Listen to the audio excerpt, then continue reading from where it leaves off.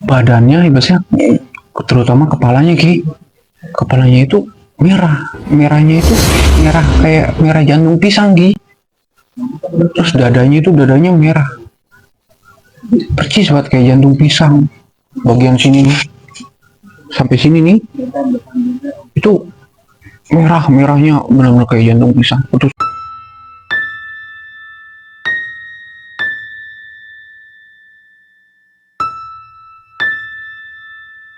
jadi gini Ki ceritanya, waktu itu saya kan dapat panggilan di Bogor sama saudara. Ya, jadi waktu itu ya, aktivitas seperti biasa sih. Pertama ya nguras sekolah, mau dijadiin penyaring air. Jadi itu kan di atas nanti itu ada kolam renang, cuman air panas, bukan air dingin. Soalnya kan di Bogor itu kan awalnya dingin tuh, apalagi di bawah gunung kan. Jadi pertama-tama itu nguras kolam dulu tuh, baru datang tuh nguras kolam. Habis nguras kolam, lumpur dikeluarin semua tuh. Hari pertama, hari kedua, seterusnya tuh sampai hari ketiga. Nah, hari ketiga itu mulai aneh. Malamnya tuh mati lampu. Kisaran jam setengah dua. Setengah dua tuh mati lampu. Mati. Pasti pada kedinginan dong, gitu kan. Akhirnya tuh inisiatif dah. Bakar. Nyalain api. Gak selang itu, habis nyalain api tuh, ada suara perempuan. Ketawa. Ketawanya itu dekat, misalnya. Tapi ngedengar semua posisinya. Denger itu, nggak denger semua. Yang lain pada melongo, pada ngelihat satu sama lain lah. Pada ngelihat gimana, pada jadi tanda tanya nih. Ini suara cewek dari mana, ini kan?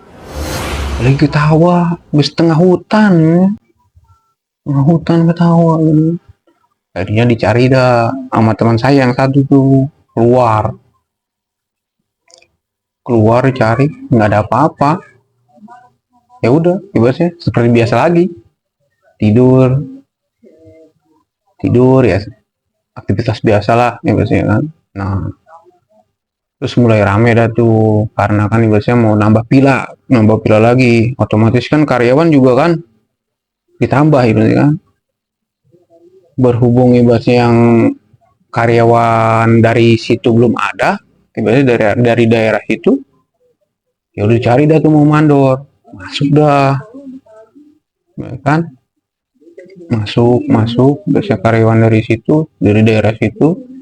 Nah kebetulan Mang Ujang ini biasanya kan yang jaga pila ini nih punya anak, gitu ya kan. Ngomong udah mau mandor nih. Dur, anak saya aja kerja dong, gitu kan. Daripada nganggur di rumah. Ya, ya udah bawa aja di sini, gitu kan. Udah dibawa. Mau bilang kan, Mang Asep, emang anaknya udah berapa, gitu kan. Soalnya kan aku juga udah akrab Ki sama dia Ki. Ada tiga, cowok satu, cewek dua, gitu. Ngapa? Ya udah gini ya, nggak apa-apa nanya aja. Ya udah besok bawa ya enaknya kan.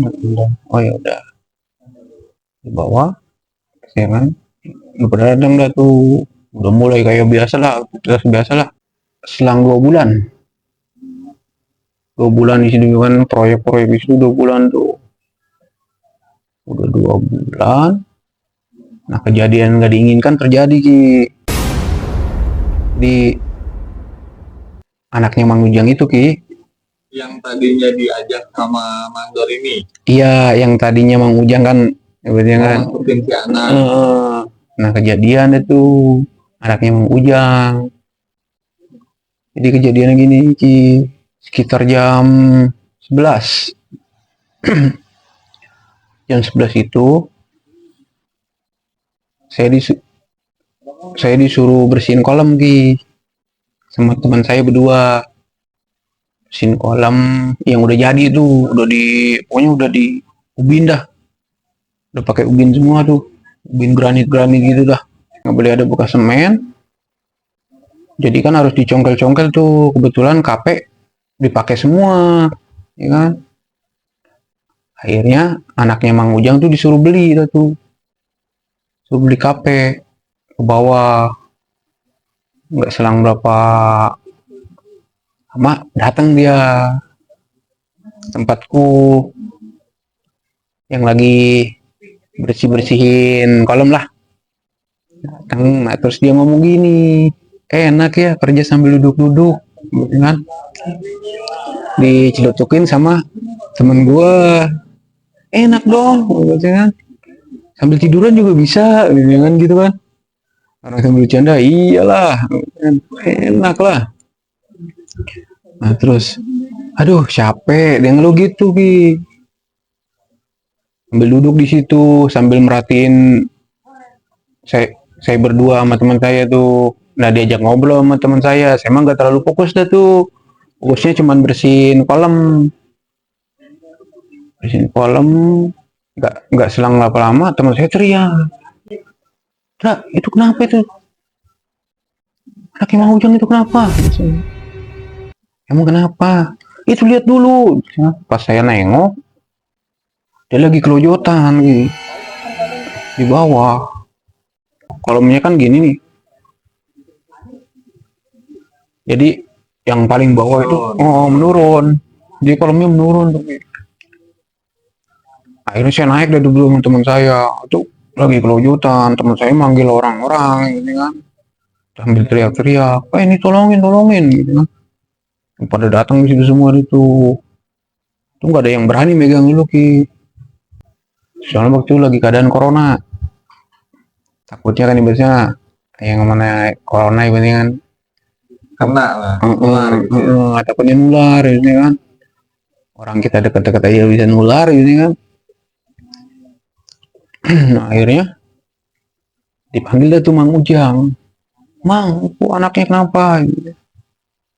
Panggil Mang Ujang teriak, ini kenapa gitu kan, orang tadi aja sehat ya. Panggil anaknya tuh Mang Ujang ya kan, orang masih kelojotan dipegang-pegang dengan Mang Ujang ya. Itu sampai keluar busa gitu. Dari mulutnya keluar busa. Nah terus kan ibaratnya dibopong dah tuh ke joglo. Habis bopong ke joglo masih tuh di nama bapaknya, biasanya kayak dikasih minyak kayu putih segala macem. Masih tujuan yang si minyak kayu putih itu untuk biar ibaratnya dia si anak ini sadar. Iya sadar istilahnya. Pingsan Ngerinya ibaratnya kan. Tapi kan ibaratnya orang pingsan masih lo kelojotan ini, ya kan. Nah habis itu nggak selang berapa lama dia napes, cuman 3 kali tarikan napes. 3 kali tarikan napes, udah nggak ada pergerakan lagi, badannya udah dingin, udah pucat, kan. Habis itu dibawa dah sama mandor sama Mang Ujang ke, nggak tahu kemana sih biasanya, ke rumah sakit, cuman ada yang ngomong ke dukun. Langsung tindakan lah ya pokoknya. Iya, langsung tindakan gitu sih kan.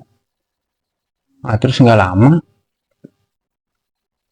sorenya pulang dah tuh, cuman mandor doang yang pulang sama 2 orang lagi dah ada ibaratnya, cuman ngabarin katanya udah meninggal.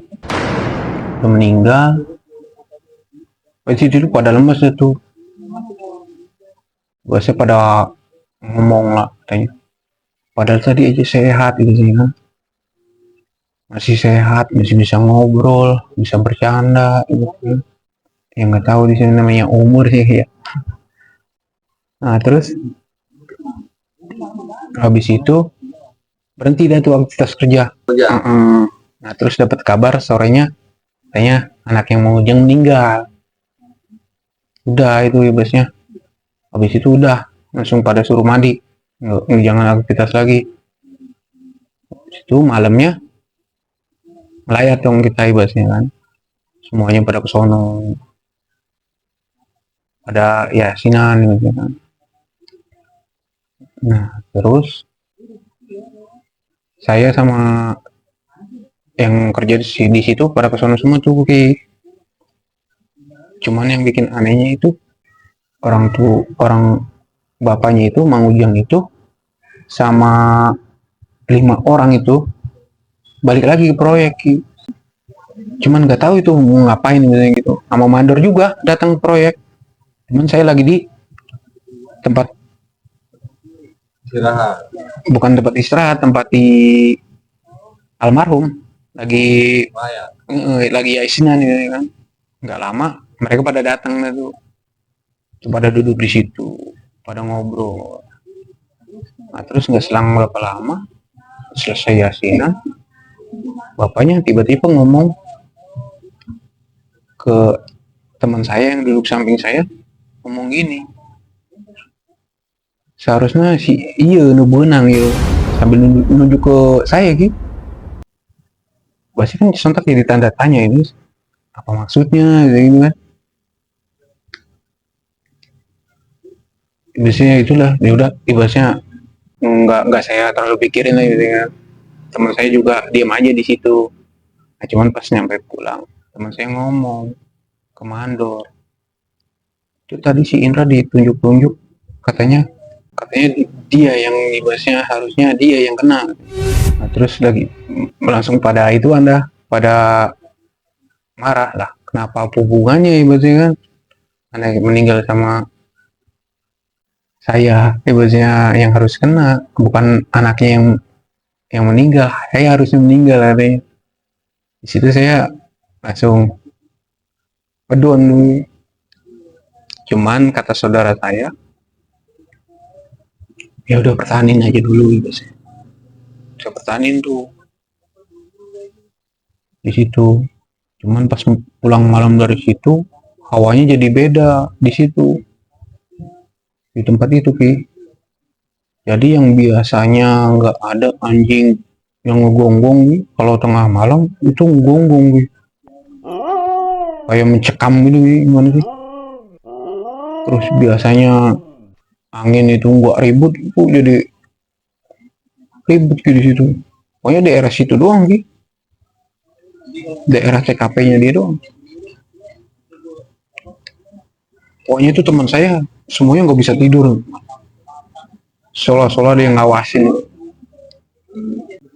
Itu bener-bener kayak ada yang nyakar di tembok gitu. Malam lu pokoknya ada yang nyakar tembok tuh, cakarannya 3 kali itu, srek srek. Terus itu tuh saya langsung pindah ke tempat yang lebih rame, langsung ituan kukupan di tengah-tengah, nggak berani nih tuh.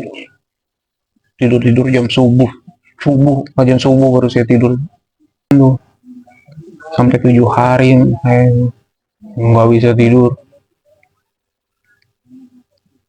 Dan selang 7 hari anaknya meninggal,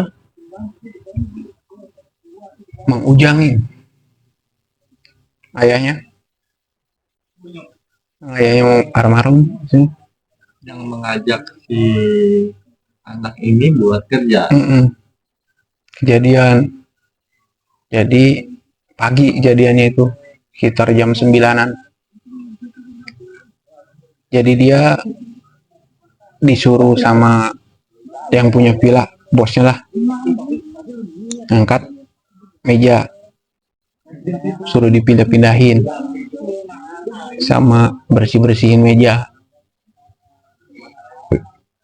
Angkat, terus diangkat, tiba-tiba dia sempoyongan terus jatuh, pingsan gitu, nggak sadaran diri tuh. Akhirnya dikasih minyak angin tuh, akhirnya bangun dia. cuman masih keadaan lemes.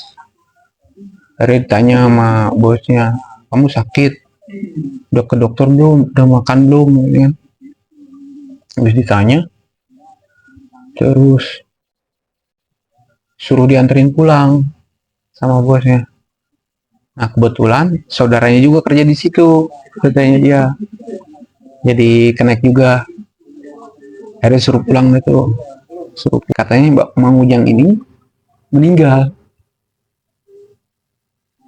Itu dalam waktu seminggu. Iya. Dalam waktu seminggu setelah kejadian anaknya, lalu si Mang Ujang Iya, meninggal juga di situ juga. Cuman meninggalnya dia di rumah. Setelah dibawa meninggal. Nah di situ saya udah nggak mau kerja di situ lagi. Udah pokoknya saya mau minta pulang. Kalau nggak dianterin saya pulang sendiri. Saya udah ngancem. Saya udah nggak betah nih. Jangan sampai kejadian lagi, bosnya. Kejadian ke saya, gitu. Ngeri, gitu kan. Udah dapat ancaman kayak gitu, bosnya kan dari almarhum ini. Katanya saya yang harus kena, bukan anaknya, gitu kan. Tadi saya pulang dah tuh. Nah, ini Ki, yang anehnya ini Ki, pas saya ngelayat anaknya, bosnya. Saya kan biasanya ngelihat ya Ki, ya udah tubuh almarhum ini kan sebelum dikebumikan Ki. Saya ngelihat itu badannya biasanya, terutama kepalanya Ki. Kepalanya itu merah, merahnya itu merah kayak merah jantung pisang Ki. Terus dadanya merah. Percis banget kayak jantung pisang. Bagian sini nih, sampai sini nih, itu merahnya benar-benar kayak jantung pisang. Itu saya kaget banget. Biasanya aneh, biasanya kenapa ya, biasanya masa orang jatuh bahasa kelojotan tiba-tiba biasanya ada kayak bercak-bercak kayak orang habis ditonjok gitu kan, di sini habis ditonjok gitu kan. Ya biasanya pokoknya kayak kehabisan napas lah kayak gitu. Itu yang saya bikin aneh gitu. Saya pulang gitu, saya tuh habis ngelayat pulang sama teman-teman saya gitu. Teman-teman saya juga ngomong gitu, di jalan itu bisa aneh gitu, meninggalnya itu nggak wajar katanya. Biasanya ada yang nyeletukin katanya ketumbal lah. Ya, biasanya saya kan yang namanya sama gituan ya nggak terlalu paham gitu ya. Ya udah tuh rame tuh di mes tempat saya itu ada ngobrol begini kan. Biasanya bosnya pesugihan lah segala macam gitu kan. Dan terus mandor datang, udah jangan dibahas udah. Si mandor juga takutnya kedengeran bos yang entah gimana itu nanti kan ya. Dan dia nggak tahu ya biasanya kan. Saya juga bosnya yang namanya kerja gitu kan baru, kerja di proyek itu baru sebenarnya. Makanya itu pertama kali ngalamin kayak gitu. Ada niatan pulang, cuman dibahasnya nggak dibolehin dulu sama mandor. tunggu project ini selesai. Iya, niatnya sih kayak gitu. Cuman kan bosnya kedepannya kita nggak tahu. Ya. Nah, ya gitu. Luar biasa kisah dari Mas Indra ini. Pesan buat orang-orang yang kerja di bidang proyek lah gitu Mas. Apa nih Mas? Ya pokoknya intinya hati-hati aja sih. Ibasnya ya mohon perlindungan lah sama yang maha kuasa. Semoga ibasnya yang hal-hal yang tidak diinginkan ya terhindar lah dari kita. Lebih dijaga ucapannya Nah yang ataupun perbuatan. Biasanya kan kalau lagi kerja itu kita satu bersenggolan, Mm-mm. satu lagi ada yang kadang-kadang omongan bicara Ya omongan bicara nggak enak di hati gitu ya. Cuman ya intinya ya saling menghormati aja lah, yang namanya kita nyari nafkah ini, nyari rezeki ini kan. Oke, sahabat cerita dalam, itulah kisah kelam dari Mas Indra ini.